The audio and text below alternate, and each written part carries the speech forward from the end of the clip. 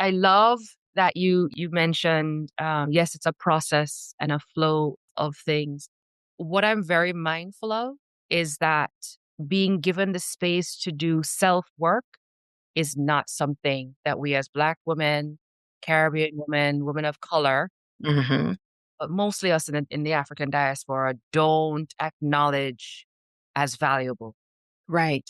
So I have to enter from that side because, of course, please, Black women, go and get a coach, work with a therapist. What are you talking about? That's not for us, right? That's not for us. Hello, and welcome to Revolutionary Leadership, the bi-weekly podcast that shines a spotlight on the visionary leadership approaches Black women have cultivated for generations, yet are too often overlooked. I'm Dr. Kerry Mitchell Brown, a cultural architect, racial equity strategist, and scholar of organizational change. For more than 20 years, I have helped leaders, organizations, and communities reimagine what's possible when equity and authenticity guide the way. Each episode, we'll dive deep into conversations that illuminate how Black women integrate community care, radical self-prioritization, and collective capacity building into transformative leadership practices. Together, we'll expand what leadership can look like and what liberation through leadership truly means. Because this is where Black women's stories become tomorrow's blueprints.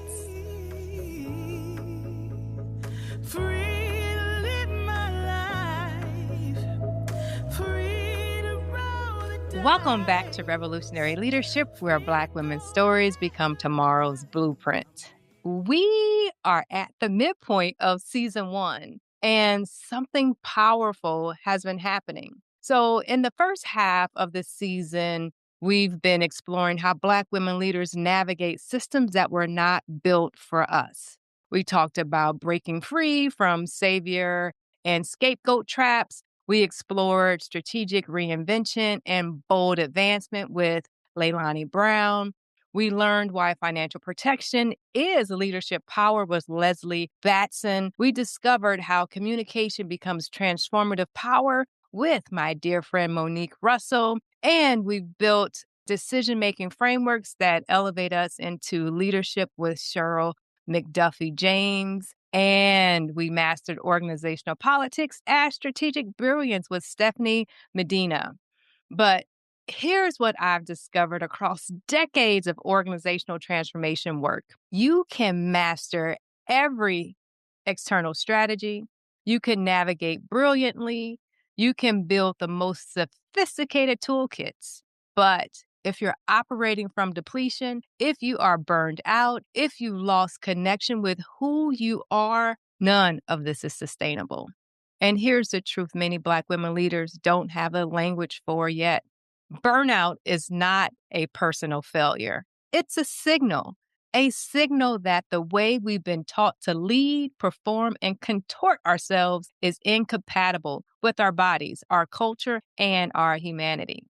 For many Caribbean and Caribbean American women, leadership has meant endurance, adaptation, and constant calibration inside systems that were never built for us.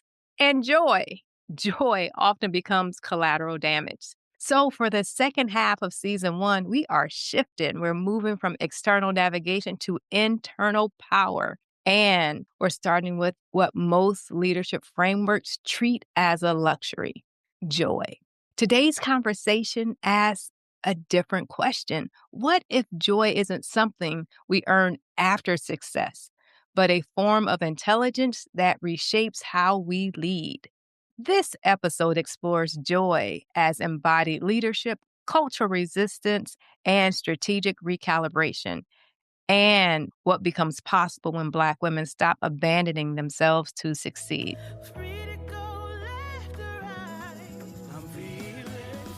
To explore this with me, I've brought someone brilliant. Our guest is Dr. Kerriann Peart, an international leadership strategist and the founder of Peart Consulting LLC based in Barbados.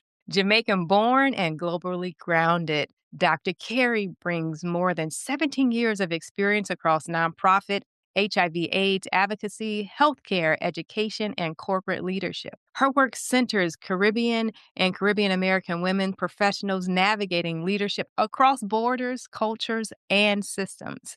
After experiencing repeated cycles of burnout that led to self disassociation, Dr. Kerry radically restructured her life and leadership approach. In 2020, that reckoning became the catalyst for launching her consulting practice rooted in emotional intelligence, cultural intelligence, and embodied authenticity. She currently serves as a part time professor at the University of the West Indies and consults on regional health initiatives while helping women leaders connect with joy, dignity, and their authentic selves. Her work is grounded in a simple but radical practice. Take a deep breath, come back to your body. Dr. Kerriann, welcome to Revolutionary Leadership. Thank you. Thank you so much, Dr. Kerry. It's so rare to be in a space where there are two Kerrys and two Kerrys at this level of being Yes, two doctor. Kerrys and two Dr. Kerrys, right? Yes, That yes. is amazing. It's a delight. Before we dive in, please tell us, what are you drinking? Oh my goodness. Right now, water. Uh, Okay. but I did prepare and I need to finish the preparation of my coffee. All So right. I'll be getting Wonderful. back to that. Yeah. Hydration and coffee, a wonderful way to start any day. So, I have three rapid fire questions for you. All right. Ready. All right. What did burnout teach you that success never did? That I am whole as I am with my authenticity, given my heritage, identity, and cultural nuances. I'm still a whole person. That is powerful. What does joy feel like in your body? Not just conceptually, but actually feel like. I would say the feeling is, people talk about butterflies in your stomach. Yes, I would yes. say it's a relaxed butterfly feeling in my body. Ah, I don't know if I felt that, but I'm gonna pay attention next time I claim I'm in my joy moment. Yeah, Very yeah. subtle, but also very wholesome. Ah, yes.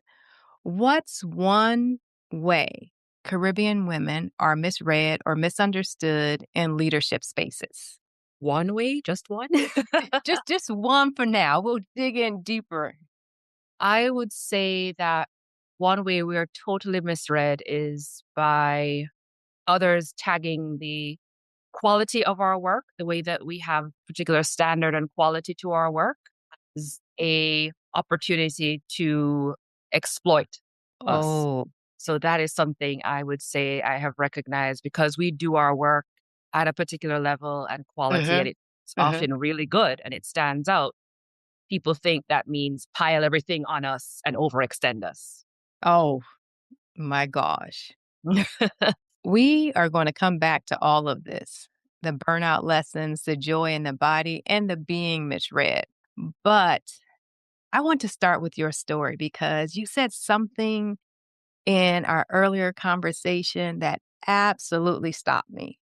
You said, I did not know I was Black until I moved to these United States of America. Take me back to that moment. What was it like to suddenly be carrying this identity that you hadn't grown up with? It's funny. I think it came at a point where my brother also recognized that when our mother had to have the talk that Mm, every the mother talk. has to have with her Black son in America. Yes. Uh huh. And it started there for me, recognizing that he can't maneuver the way he would have normally maneuvered at home here in the region. That would mean by default, I can't maneuver in the same way.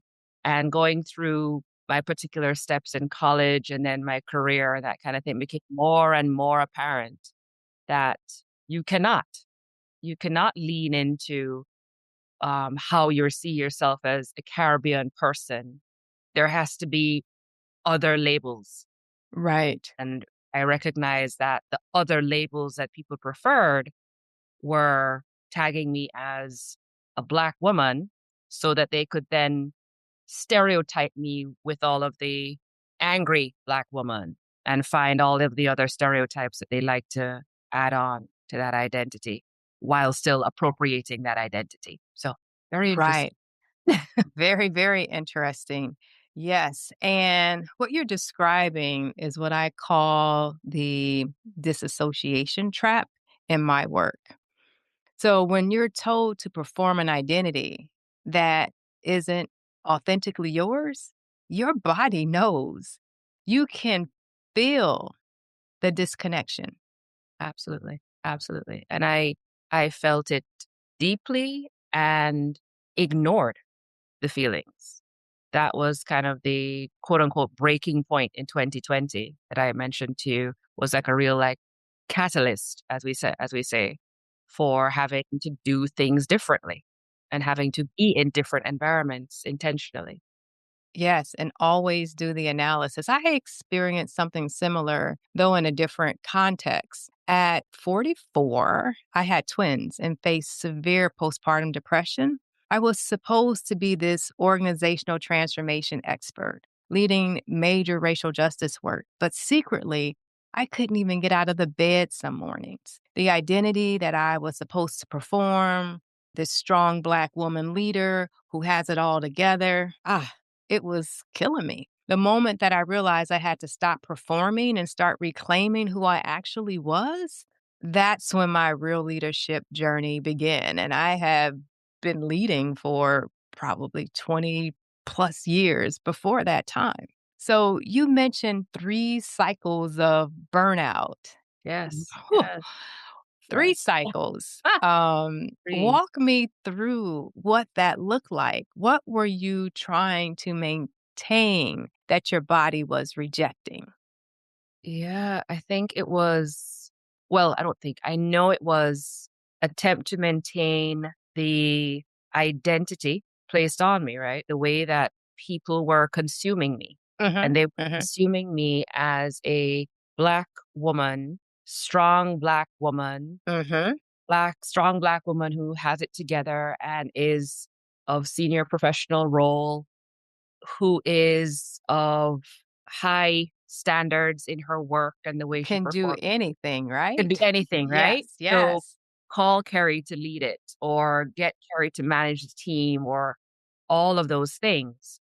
And I kept saying yes Uh, because part of my identity prior to moving to the States was a leader. I was a youth leader at school and in various roles at school. And so leadership kind of was part of just who I knew myself to be. And so going into a career, I was like, all right, cool. I guess I'll be a manager. I'll apply to be a manager. I guess I'll apply to be a senior advisor. I guess I'll apply to be a director. Aren't the these natural leadership roles? trajectory, right? Right, Certainly. right. Yeah, yeah. Uh-huh.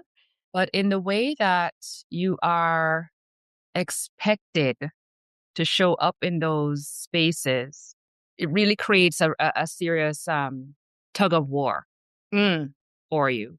I like that. I like that. Mhm. And I remember having the conversation with my mother around feeling this tug of war, probably between the first and second burnout. There was a period of kind of reflection and trying to recalibrate, Mhm, mhm. even though I didn't know at the time that's what I was doing. This is That doing was what right, was going on. right. And I remember I spoke with her and I said, I really feel like I need to leave. This thing is not for me. I can't do this, Mom. I cannot. And she's like, well, here we're all kind of going through it together. And it was weighing on each family member in a very different way, this experience. Mhm, mhm. And she started to describe to me jihad. Now we know jihad as this kind of terror concept, right? Yes. Mhm. But in its true form, jihad is speaking to an internal conflict, an internal battle.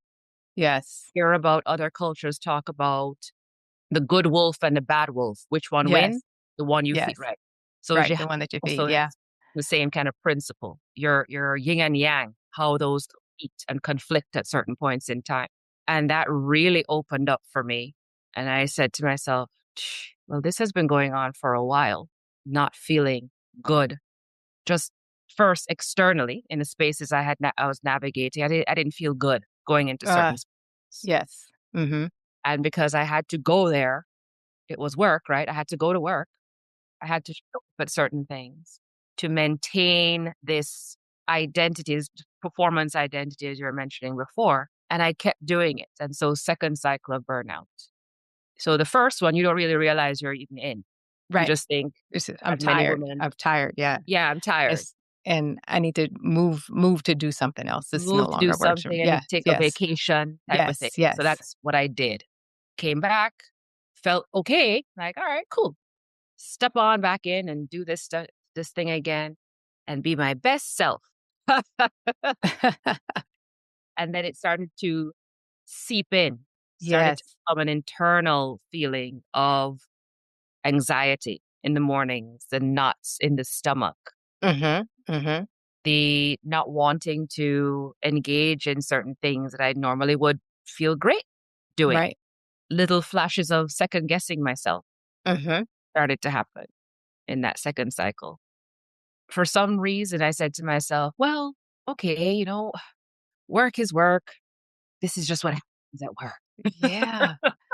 So this is where your work and mine intersect. So my consulting practice, I work with what I call sanctuary plus strategy. So creating these spaces for authentic dialogue paired with practical implementable tools. Because here's what I found in my organizational research. Traditional leadership development tells us to just push through the burnout, to manage our stress better, to optimize our performance. But nobody asks the fundamental question: what if a system is designed for burnout? What if depletion is the point? When did you realize that the corporate playbook Mhm. wasn't just failing you, it was designed to fail you? Yeah. Well, I would say by my third bout and having studied during my doctoral program, actually getting quote unquote behind the curtain Mm. and studying the culture of organizations and systems Mhm. and really looking more critically at the context in which organizations and systems are developed, what they are informed by in that development, and then what they choose to perpetuate to Yes. so-called sustain themselves. So that's when I recognize. I say often that systems are perfectly designed to get what they get. And we often think about systems as something like outside of us or something Right. that wasn't created by people. And systems can change, as can people. It's like, where do I love your word about choose to. It's like, where do you focus on, where are the leverage points? Where do you focus to bring about something different? Okay, let's talk about joy Mm-hmm. because I Please. think there's a lot of confusion about what it means when we say joy in a leadership context. Right. Social media has turned joy into this performance, to this anesthetic, living in houses you can't afford, vacations that aren't even real. I had a guest earlier this season who was preparing to give a speech on joy, and she asked me, Kerry, if you were in the audience, what would you want to hear? And I told her joy isn't what social media wants you to think it is. It's really not about material things or performing happiness. For me, joy is alignment. It's where what you're doing matches who you actually are. But you frame it differently. You talk about joy as self calibration. Tell us, what does that mean? Absolutely. So, gently put, for me, when I think about joy, I think about joy as my yummy space, literally yummy space. Ah, And yummy. yes, Yes, yes. I am a foodie, I will admit. Okay, me too, me too. But joy for me is that yummy space. And by that, I mean, and I want to make this clear, it's not balance. Mm, I think we talk about balance a lot, yes. as A variety of different different ways. ways that makes it all unbalanced, right? That makes it more imbalanced. Yes. So I think of it more as that yummy spot coming to that space through self calibration. Hmm. Self calibration, meaning thinking about what is going on around me, what Hmm. is going on within me, Ah. what am I responsible for? Ooh. Okay. Not what I can control. Right. What am I responsible for? Now, there may be things externally that you're responsible for, such as your children. You may But you also can't need to control them. I have you can't control four, it. and Correct. Correct. they will not be controlled. So you may have some of those external elements like being responsible for your children, being responsible for the care of your house and upkeep. Cool. There are also some very serious internal responsibilities that we have ignored for far too long. And it is, what's your gut telling you is one big one. Ah. What does our womb tell us? Mm. I can expand on that one because I had a moment that I shared with a fellow woman at a retreat and it changed her life. So, Oh, share it with us, please. a few years back, I was in a relationship at the time. It was kind of, the 2.0 version of the relationship. Kind of you broke up before and went separate ways type of deal. And all of a sudden, ta-da, this person's back up on your radar. Let's see what Okay, happens. Yeah. let's see what happens. You're like, okay, I can give him another chance. Another chance. Right? Oh, okay. Another chance. Even though my gut was telling me, not so Girl, much. run, run. Yes, yeah. Like, leave this alone. You can be Uh-huh. friends, but you don't need to be lovers. I went against my gut. Mm, And things happened as this 2.0 version of a relationship was happening that reflected the 1.0 version. nothing changed. And there was a moment on a Saturday morning, I'll never forget it. And I shared this with the group of women at the retreat a few months after, actually, it happened. And he turned to me one morning and said, after looking at something on his phone, and said, he would imagine our daughter looking like this little munchkin that he showed me on the screen. And I Mhm. kid you not, my Mm. womb shouted out loudly, saying, who is he talking to? Yeah. Whose daughter? Our daughter? No, no, that's not. No, No, not in the cards. You gotta not trust. in the cards. My whole womb said no No. because I bypassed my gut Uh-huh. and ta-da, my womb shouted out, particularly for that instant. And I shared Mhm. with the women, and one of the women there was going through something very deep for her. And she ended up speaking to her husband that evening after we had that conversation and started the ball rolling on their ending of their marriage. Wow. Because for too long, she said, she has been ignoring her gut and her womb. Yes. Her body went into such a point of tension and she just stopped listening and just pushed through till she could not anymore. Push through anymore. Wow. I'm so glad you were in tune with that. Like I heard about the gut. And I said, what does your gut tell you? Check in with your gut. The womb, that's a whole nother level of moving. And what would be possible if we listen? I mean, there's so much research out about hostile womb syndrome, for Black women and the importance on paying attention to that next level and the importance of having the language to actually describe what you might be sitting with. So, in my organizational research, I've documented how this shows up, this Mhm. joy. So, leaders operate from alignment Yeah, and from what you call calibration. sure. They make Yes. fundamentally different decisions, both in their professional lives and in their personal lives. They build different kinds of teams. They create different organizational cultures and they set their life on a different trajectory. But here's the resistance I encounter. People think joy is unprofessional, unserious, Uh-huh. not Yes. appropriate for real leadership, not appropriate for real relationships, even. How do you respond when someone says, joy is nice, but not here, not in business? Yes. Yes. Yes. Yes. Having to kind of parse out and use other words to help people recognize we are speaking about is fundamentally at its core joy. Joy, yes. When we speak about alignment, the word alignment is in out there in our environments now. It's like the sexy thing to say, right? Right. This is in alignment with whatever.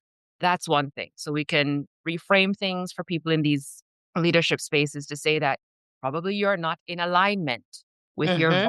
values and the vision Mm-hmm. you for your own career trajectory kind of thing. Have that conversation. That is speaking to you not anchored in joy.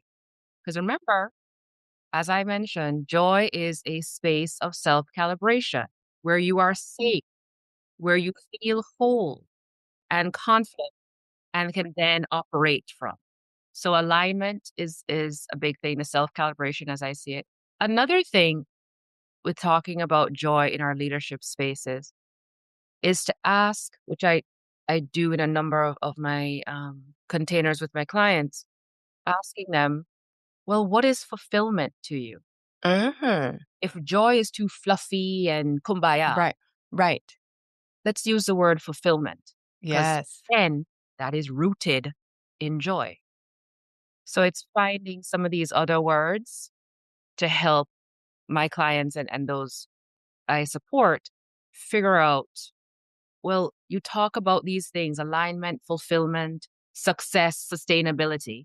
Let's peel the layers back and really see what's at the core. Oh, I like that. It's joy, it's safety, it's calibration. Yeah. Yeah. The reframing is important. That's exactly why I frame my work as reality plus revolution, not reality plus resignation. We're not ignoring the systems that create burnout, the situations that create burnout. We're not pretending that racism Right. and sexism don't exist. We're not being Pollyannas, but we're also refusing to accept that burnout is inevitable, that depletion is the price of leadership, Correct. that we have to abandon ourselves to succeed. So, you talked about these containers that you hold with these women that you work for, specifically with Caribbean and Caribbean American women. What does cultural intelligence or how does cultural intelligence show up in this reclaiming joy work? Yes, yes, yes, yes. So in those spaces, I invite the woman to anchor themselves or re anchor themselves in their cultural authenticity Mm, and to invite them to take an adventure through cultural identity. So if you as a Jamaican woman like myself, I'm Jamaican.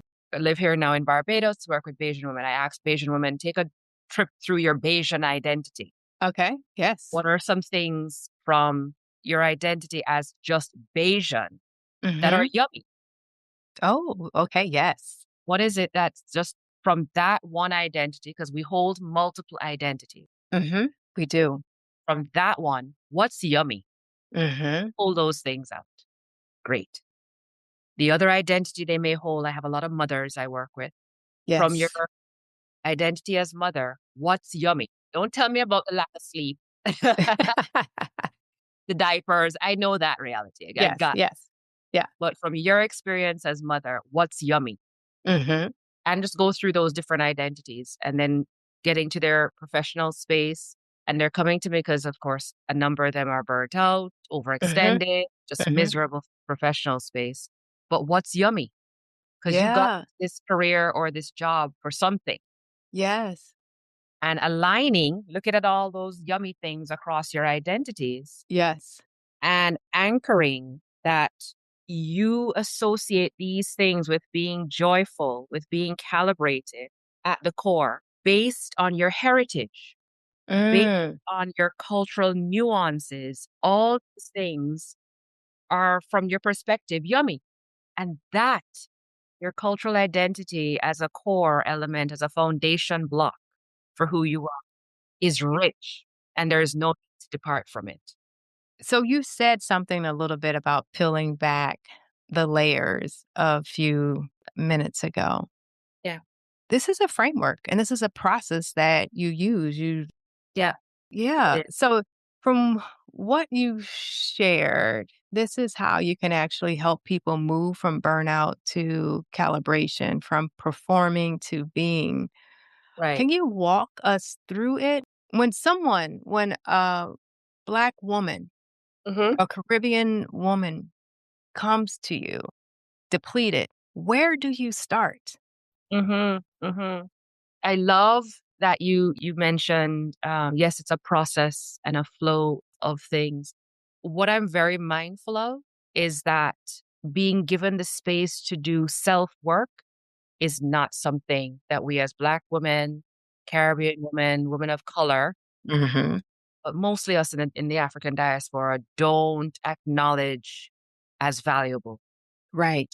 So I have to enter from that side because, of course, Please.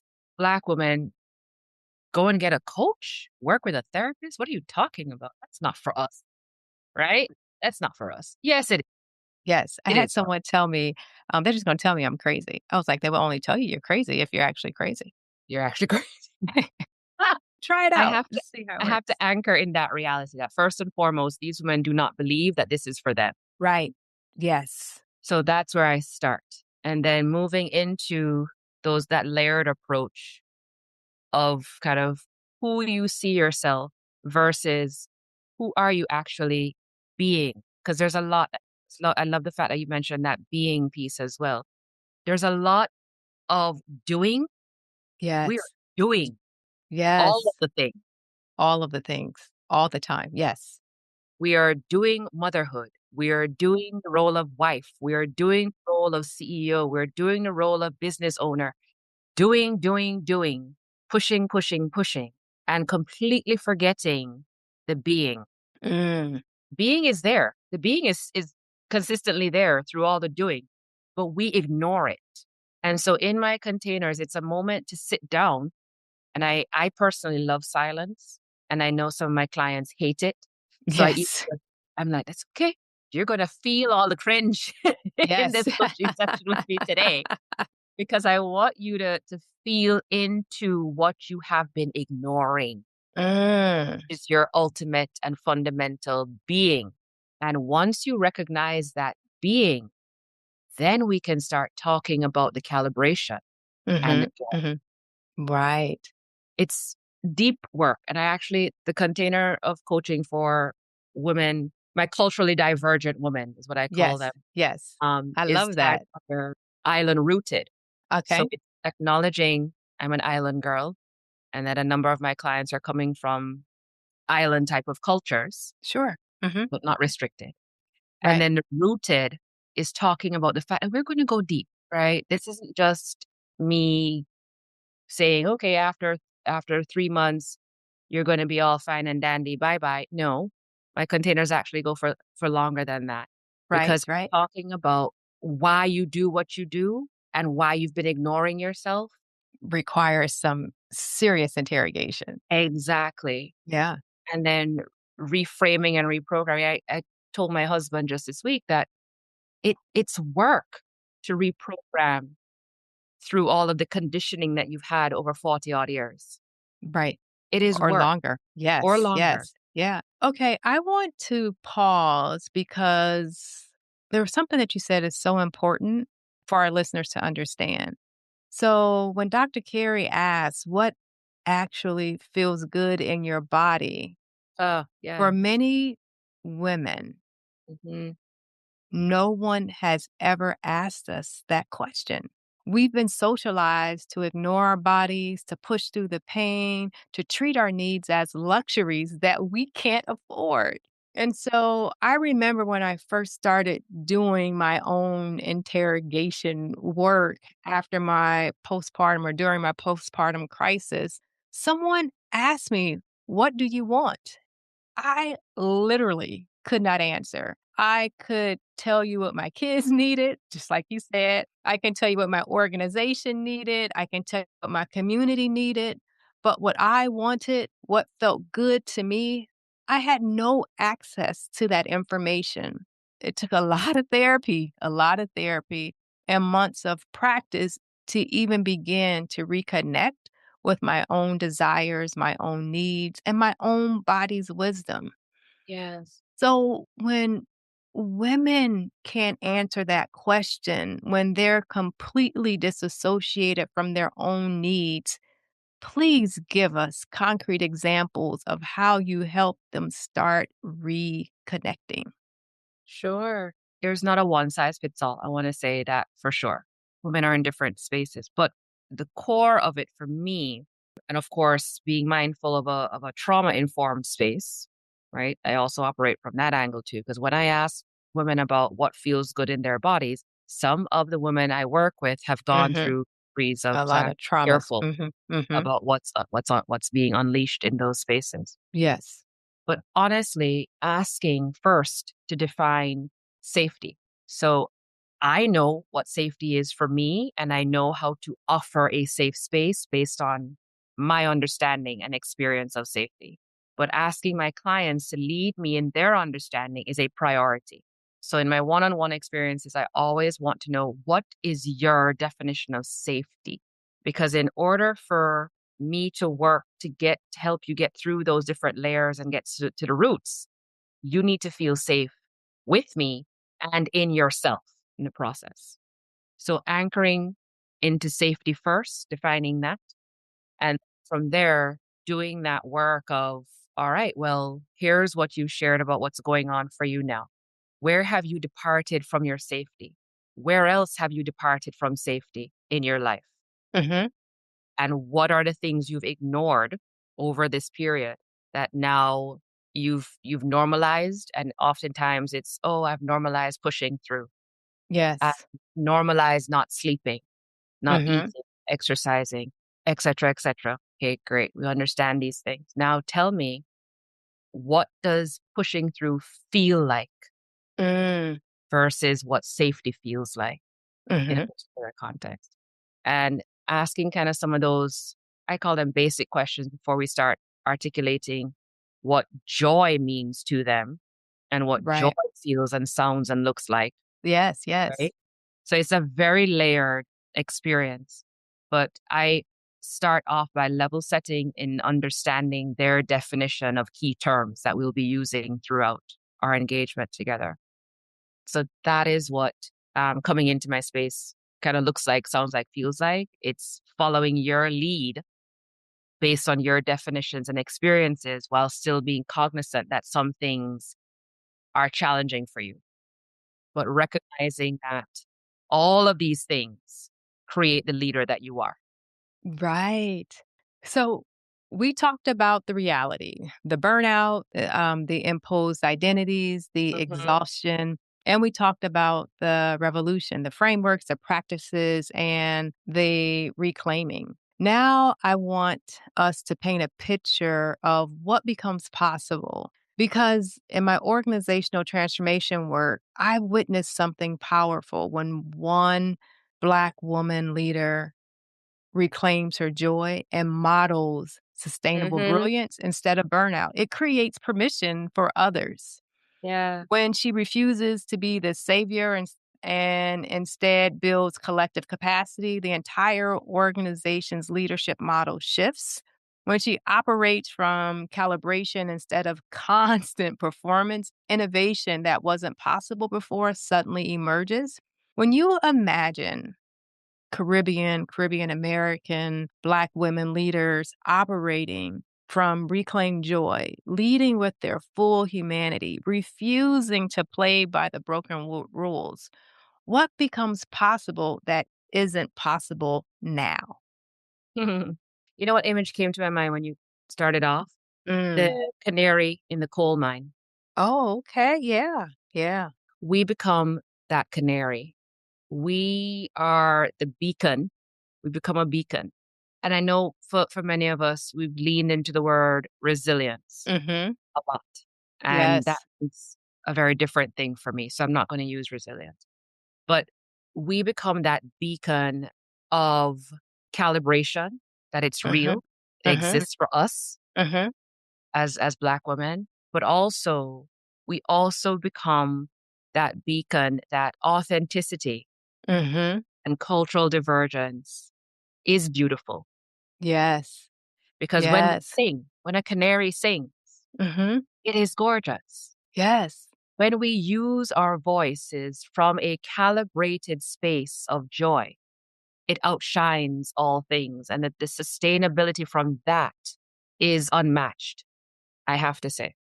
So powerful. So powerful. Yes. And this is what people miss when they think about joy and that it's just personal.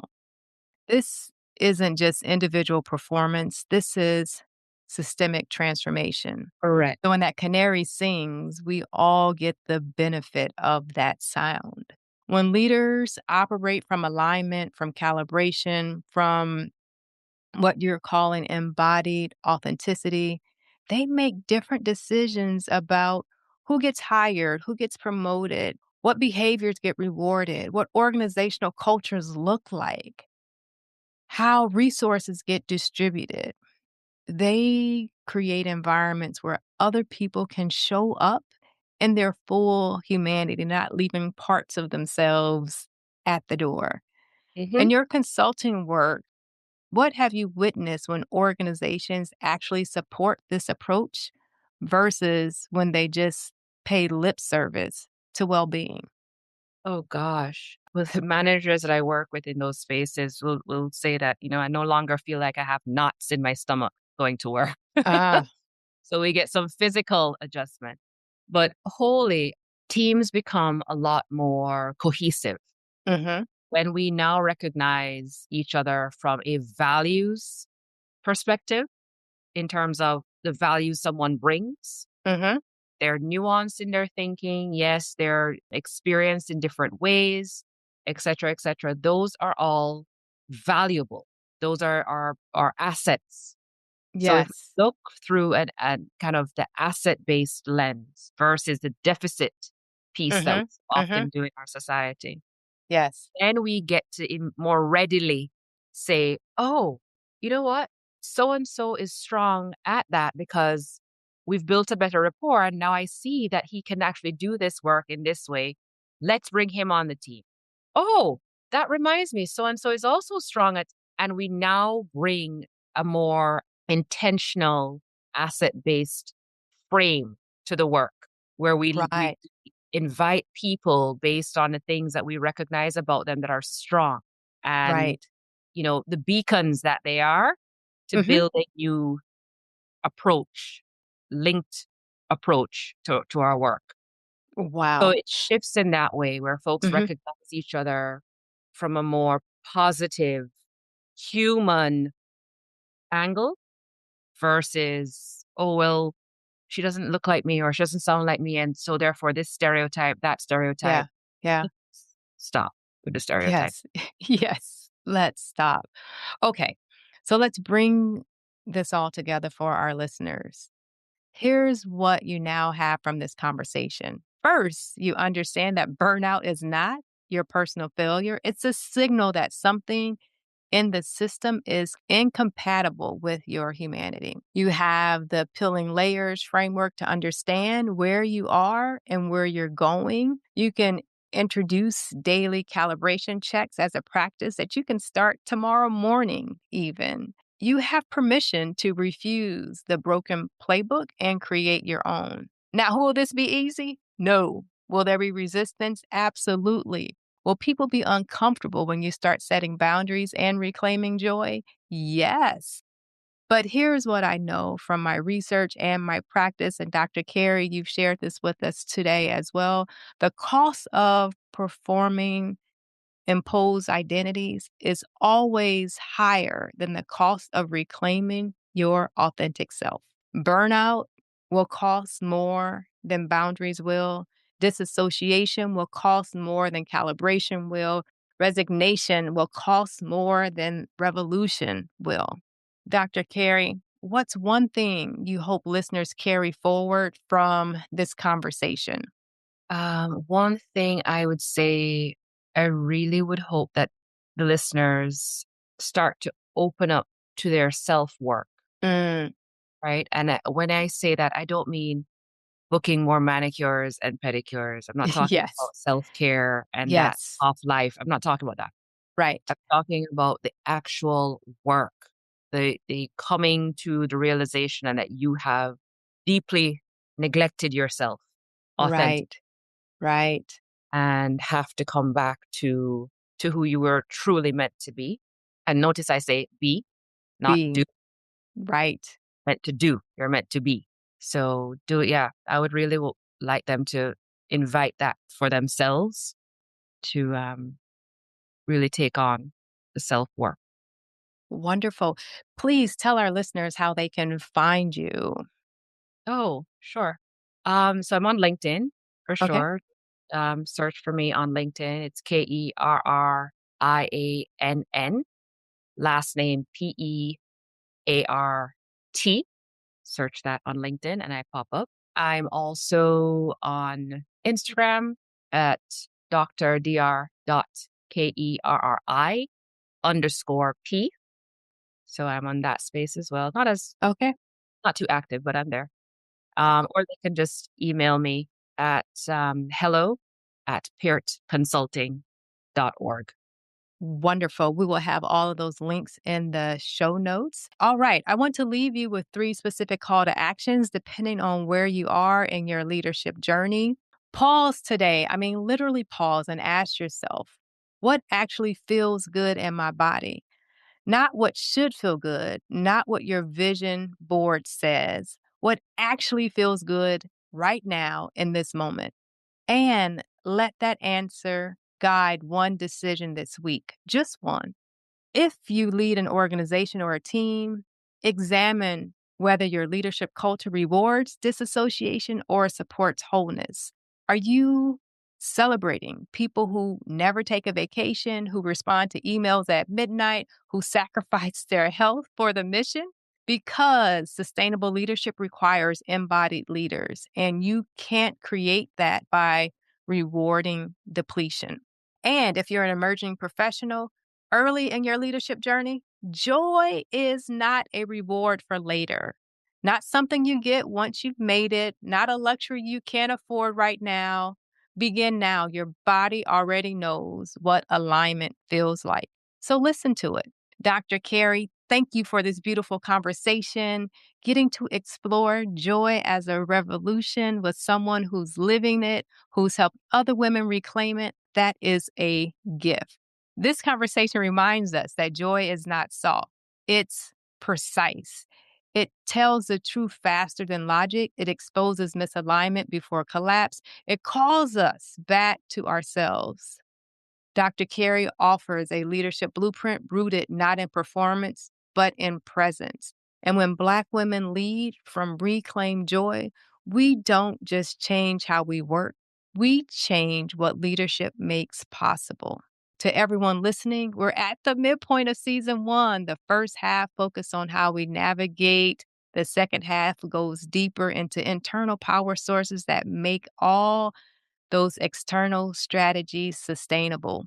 Joy is fuel, radical self care as a leadership strategy, integration in all parts of your life. This conversation is the foundation for everything coming next because you can't build sustainable revolutionary leadership on depletion. This is Revolutionary Leadership, where Black women's stories become tomorrow's blueprint. And remember, your joy isn't the reward after the hard work. It is the fuel that makes everything else possible. We're just getting started. Connect with me on social media at Revolutionary Lead and visit revolutionarylead.com. I want to hear what joy practices you're reclaiming and how calibration is shifting your leadership. Let's build tomorrow's leadership blueprints together. And now for my favorite part of the show. This is where women share their experience with my teachings. What's it like working with Dr. Kerry Mitchell Brown? It is such a unique and wonderful experience. It starts with the group conversation, the guidance to really drill down to the important issues and to have thoughtfulness in formulating and crafting solutions in such a unique and mindful and productive way. Then is followed with Dr. Kerry Brown keeping receipts. She's going to remind you of what you said. She is going to make sure that you're accountable to the promises that you made to yourself, but not in a way that feels like finger pointing, but in a way that feels like your sister locking arms with you and walking alongside you. She's going to give you the tools, whether it's your individual conversations or the resources or materials that she provides to support your mission. And she's going to check in and she's going to say, where are we? What have we done? How are we on this journey?